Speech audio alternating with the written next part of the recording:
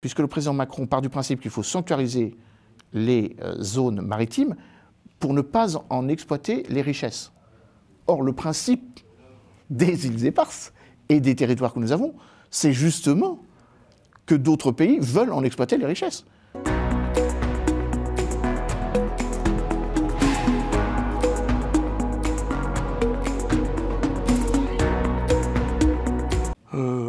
Au moment où nous parlons, il y a à Nice, se tient à Nice comment on appelle ça, la conférence des Nations Unies sur les océans, l'UNOC 3, à laquelle participe notamment Andry Rajoelina, donc le président malgache, et évidemment Emmanuel Macron.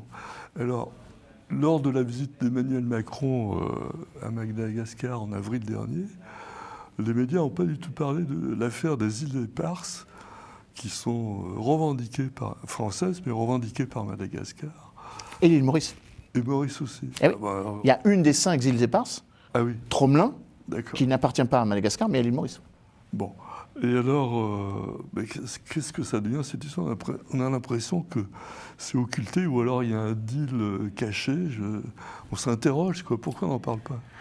Alors, c'est une excellente question. La question avait été posée. On en avait d'ailleurs un peu évoqué à l'occasion de la visite du président il y a un mois et demi, au cours duquel on pensait que la commission mixte qui avait été mise en place, qui est toujours mise en place, devait régler le sort donc de ces îles éparses. On a le sentiment quand même que ces 5 îles qui se situent donc dans dans le canal du Mozambique, entre le Mozambique et Madagascar, et pour Tromelin, l'île Maurice, apparaissent comme des petits confettis d'une importance marginale.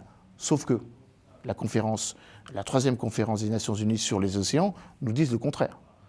Premièrement, on a étendu la territorialité d'un État en y ajoutant aux zones économiques exclusives le plateau continental. Ça veut dire que sur 640 km, entre la ligne de trait que constituent les côtes et l'horizon marin, c'est le pays qui a ces territoires. Ça veut dire que pour la France, c'est déterminant. Car avec ces 5 îles éparses, on est dans une logique où la plupart de nos zones économiques exclusives, 93%, se situent dans le site de l'océan Indien. Donc c'est absolument considérable.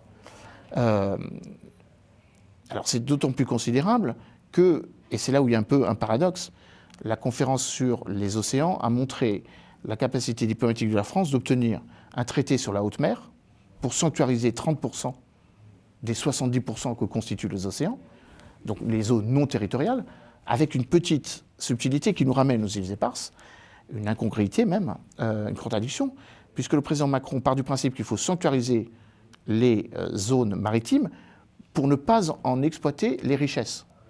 Or, le principe des îles éparses et des territoires que nous avons, c'est justement que d'autres pays veulent en exploiter les richesses. Et Madagascar, qui veut récupérer ces îles, ne veut pas les récupérer pour en faire des îlots de la biodiversité, ce que la France a proposé pour l'île de Tromelin, ce qui a permis effectivement, il y a de cela 3-4 ans, qu'il y ait un accord, un modus operandi entre l'île Maurice et la France. Ce qui avait été donc négocié déjà à l'époque de Jacques Chirac en 2004, et ce qui avait été obtenu de haute lutte par un député qui se trouve être quelqu'un que je connais bien, qui s'appelle Philippe Folliot, qui avait mobilisé les élus pour que Tromelin ne passe pas corps et âme dans l'escarcelle donc de la légitimité territoriale de l'île Maurice. Alors il y a effectivement une contradiction. Pourquoi défendre les îles éparses? Pour ne rien en faire. Ah oui. Alors, encore une fois, le président Andry Rajoelina à Nice a rappelé que, à défaut d'une pleine souveraineté, il se contenterait d'une cogestion. Enfin, la cogestion, c'est quand même une perte de souveraineté, ce qui pour nous devrait être inacceptable au sens littéral du terme, car comme je l'ai rappelé, ces îlots se situent dans le